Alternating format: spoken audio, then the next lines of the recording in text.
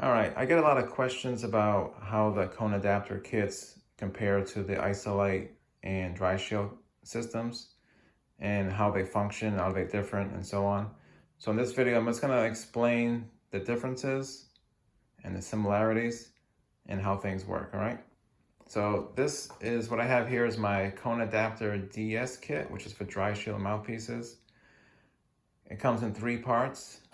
You have the 90-degree metal elbow that will insert into your HVE valve, which is, I have a sample right here, very typical valve. The kits come with 4 feet of silicone tubing.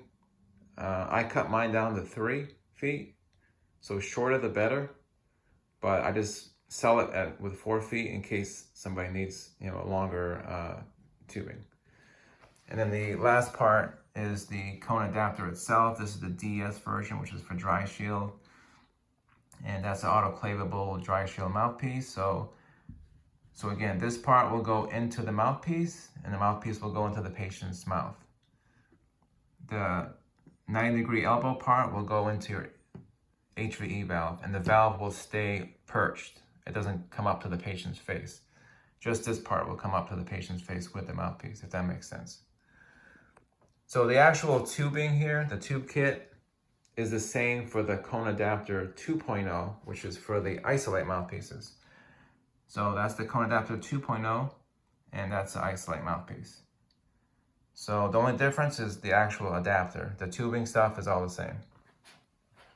All right, so with the Kona Adapter kits, you're not really installing anything. You're just putting the mouthpiece into the adapter, and you're putting the 90-degree elbow into your HVE valve, and that's it. All right. Whereas with the DryShield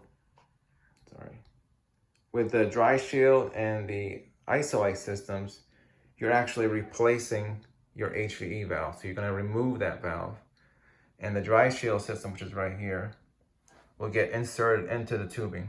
All right, and that's a permanent change. All right. Same thing with the IsoVac. This is one of Isolite's systems. They have 3 systems. They have the IsoVac, IsoDry, Isolite.